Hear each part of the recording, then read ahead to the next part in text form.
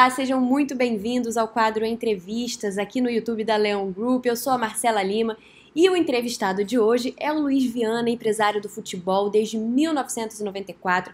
Participou da negociação de grandes nomes do futebol brasileiro, como Adriano Imperador, o jogador Denilson, que na época foi considerada a negociação mais cara da história. Queria que você contasse um pouquinho, primeiramente, seja muito bem-vindo. Queria que você contasse um pouquinho da sua trajetória, dos pontos mais marcantes. Queria que você contasse também um pouco da sua experiência lá fora. Bom, obrigado pelo convite. E é uma oportunidade de deixar mais ou menos conhecido como é o trabalho da gente, que não é fácil hoje em dia, cada vez mais difícil, do mesmo modo que o atleta também deixou de ser só um jogador de futebol, hoje ele é um atleta mais completo. Nosso trabalho também passou a ser mais completo, mais exigente. A gente precisa dominar algumas disciplinas que antes não eram necessárias. Precisamos ter mais assessorias também, contatos com personagens, com preparadores físicos, fisiologistas, nutricionistas, isso tudo para dar um suporte maior aos atletas. Especialmente os atletas que vão chegando ao nível de excelência maior, que precisam ter sempre consciência de que o trabalho deles é muito importante 24 horas por dia. O seu trabalho, por exemplo, ele não se encerra na negociação.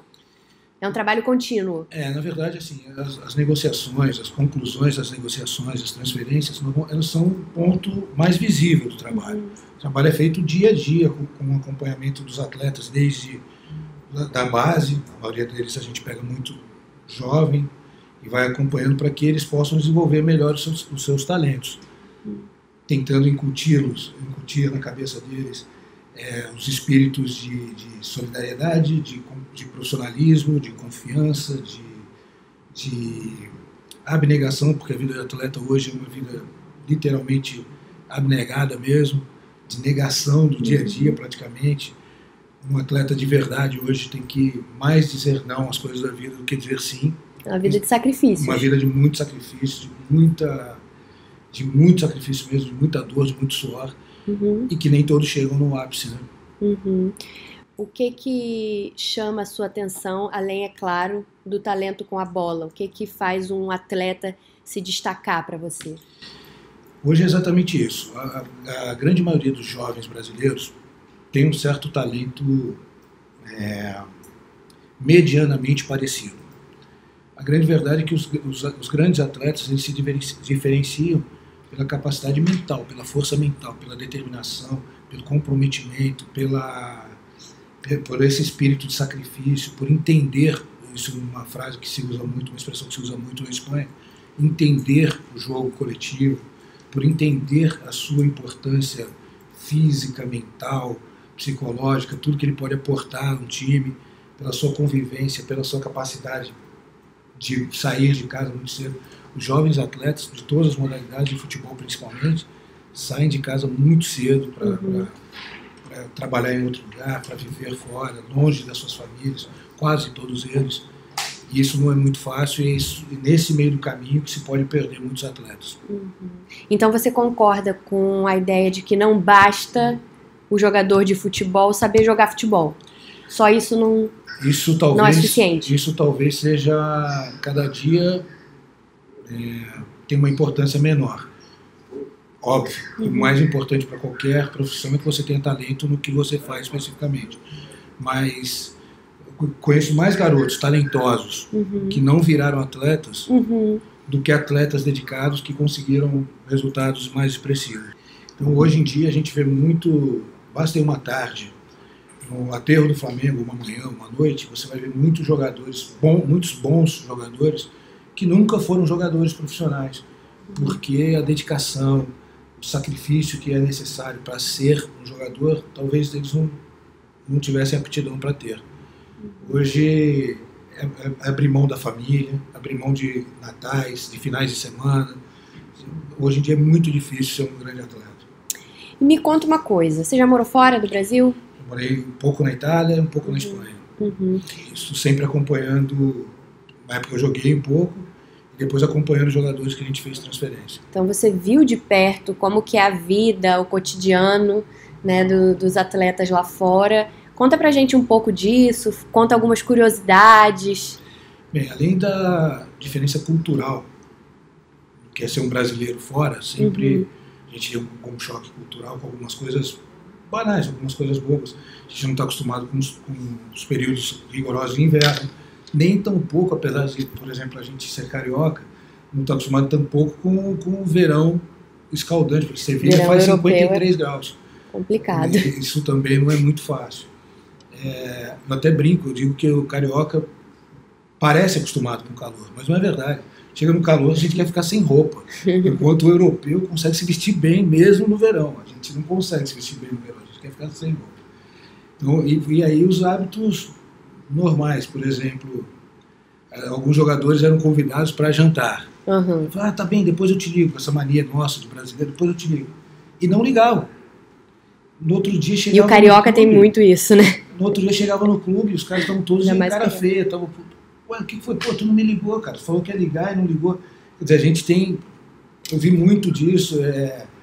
Por exemplo, os jogadores reclamavam, os brasileiros, nossos jogadores reclamavam algumas vezes que a receptividade dos atletas no vestiário não é a mesma no Brasil. Porque a gente é muito de abraçar, de dar a mão, de beijar. O brasileiro é muito caloroso, muito próximo. Mas se chega na Europa, você cumprimenta o cara uma vez de manhã, se você vai treinar de manhã e de tarde, quando você volta à tarde, você não cumprimenta de novo. Não tem essa de novo da mão, de novo da abraço, e a gente gosta disso. Então os jogadores às vezes falam, pô, o pessoal não gosta de mim, eles não me tratam bem, umas coisas bobas que depois você vai aprendendo que não é que não gostem. A forma do europeu é um pouquinho diferente. Mas de modo geral, ainda mais no meu caso, eu tenho muito contato com países latinos. Os países latinos também são parecidos com a gente, embora também sejam diferentes. Espanha, Portugal, Itália, são parecidos, mas não é o Brasil. Então a gente tinha muito problema com isso. A gente tem que ligar mais vezes para o jogador. Se a gente não está...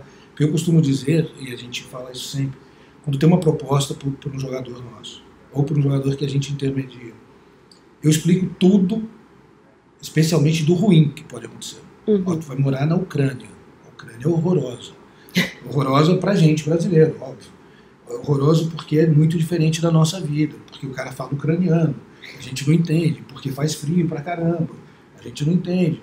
Então, eu falo pra eles, você tem que decidir se tudo isso aqui é legal. Porque você vai morar lá. Eu vou no máximo te visitar. Então, pra mim, pra visitar qualquer lugar é legal. Vou ficar 2, 3 dias, uma semana. E você vai morar lá. Costumo dizer, eu costumo dizer também que os jogadores não deveriam se casar tão jovens.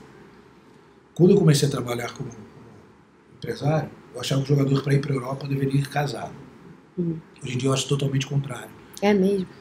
Porque assim, eu acho que a vida sozinho é mais fácil. E eu costumo dizer para os garotos, essa cruz é sua. Não impõe a ninguém carregar um pedaço dessa cruz, porque pode sair muito caro.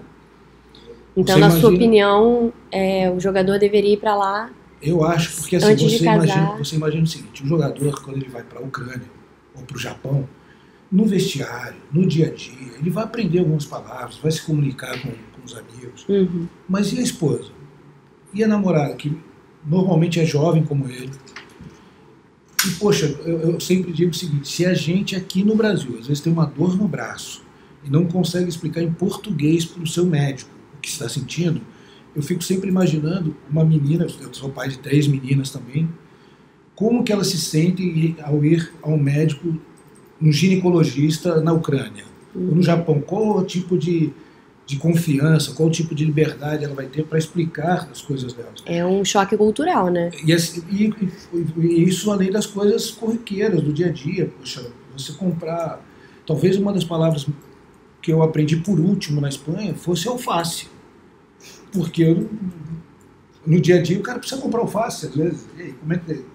Sabe, no dia a dia a gente procura, dentro do possível, estar com os jogadores quando eles vão para lá, esperar o cara ter uma casa, ter o seu telefone, ter o seu carro, estar um pouco ambientado, saber onde é o banco, onde é o supermercado, onde é a farmácia, saber o básico de algumas coisas, porque é muito difícil e a gente acha que os jogadores são máquinas, que tem que chegar, sair daqui, que está rendendo muito bem, ir para lá, render também, sem pensar que normalmente são jovens, que também não tem uma personalidade totalmente formada, nem aqui onde ele já está, quanto mais mudando isso tudo.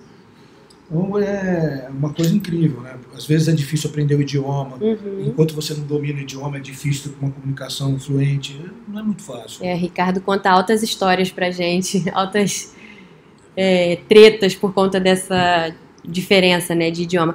Agora me conta em relação ao apoio, né, que é oferecido para o atleta. É verdade que rola de morar na mesma casa, né, o jogador, o nutricionista, o preparador físico, rola isso?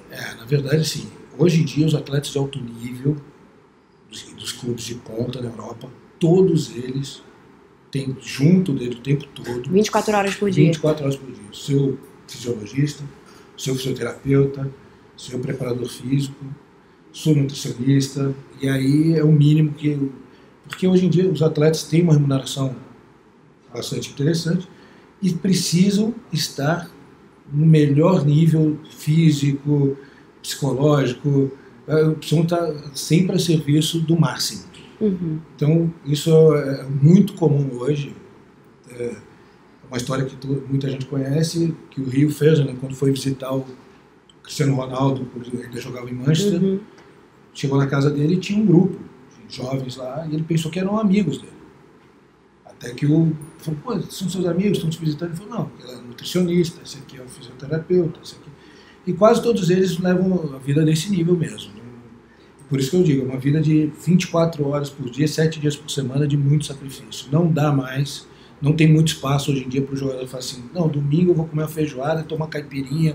É muito difícil, na segunda-feira ele vai sentir. É muito difícil, a exigência é muito alta.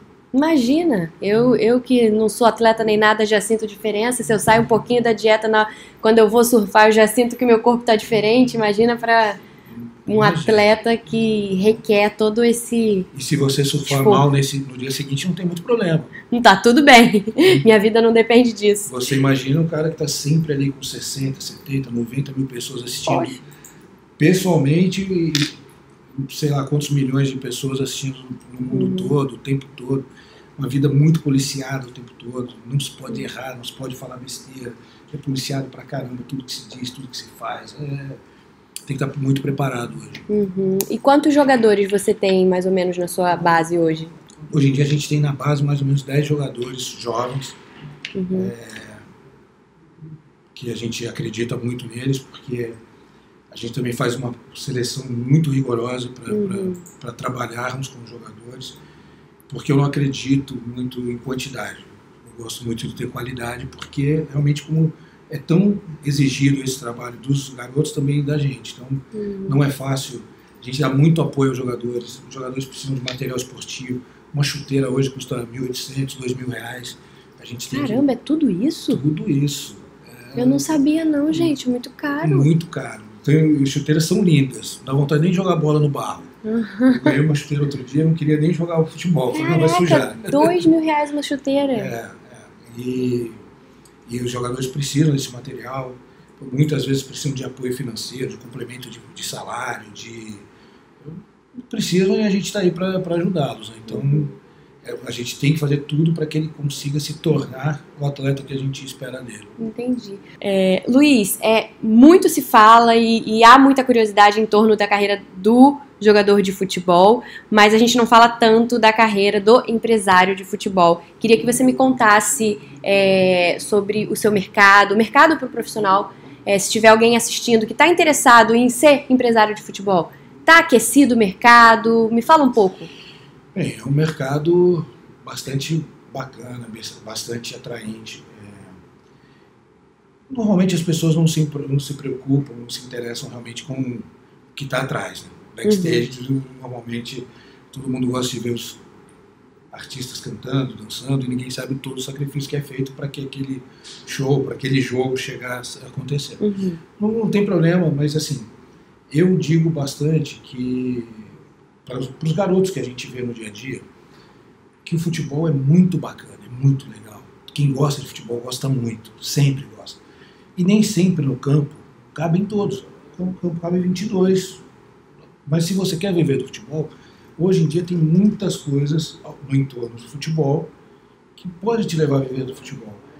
Eu sempre digo para os garotos que eles devem sempre estudar. Sempre. Pode ser o maior craque ou menos dotado. Todos devem estudar sempre. Porque se lá na frente o cara não virar jogador, ele pode ser um advogado desportivo, que hoje é uma área nova do direito, muito, muito bacana. Ele pode ser um administrador de um clube, um executivo de clube, um gerente de futebol. Pode ser o que já tenha muito comentarista. Tempo, um preparador físico, um nutricionista, um médico. Assim, o futebol agrega tantas coisas hoje, tantas coisas que assim, eu sempre digo o seguinte, um engenheiro que jogou futebol e vai participar de uma construção de um estádio, muito provavelmente ele vai saber de detalhes que um outro engenheiro que nunca jogou futebol vai estar atento. Por exemplo, a gente tem um estádio aqui em Cariacica, no Espírito Santo, que para ir para o vestiário tem uma escadaria absurda. Provavelmente o cara que fez aquele estádio nunca pensou que os jogadores têm que voltar para o vestiário no meio do tempo. Como é que o cara vai subir 1000 degraus no intervalo do jogo para depois voltar para o... Sabe, uma coisa que talvez um cara que tenha jogado evitaria de fazer. Como outros detalhes mais. E a nossa profissão, empresário de futebol, que também não é uma profissão muito recente, é uma profissão já há bastante tempo, talvez o primeiro grande nome do mundo, e aqui no Brasil especificamente, foi o seu Juan Figuer, que lá no comecinho dos anos 70, 71, levou Forlan e Pedro Rocha ao São Paulo, e para mim o seu Juan Figuer é o papa disso, mas isso vem aumentando de importância, aumentando de responsabilidade a cada ano. Muita gente no mercado financeiro entrou no futebol, porque realmente financeiramente é atraente, mas nem todos ficaram, porque é um trabalho muito difícil. A gente realmente tem que estar atento a muitos detalhes.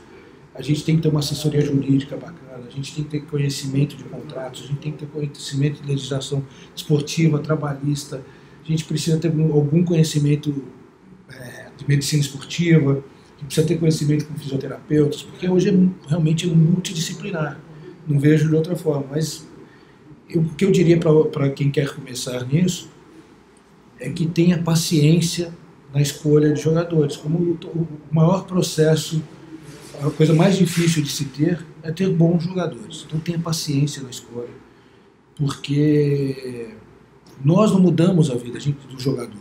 A gente não sou eu o responsável pelo sucesso dos jogadores, a gente contribui para que esse sucesso aconteça, mas nós não somos os únicos responsáveis.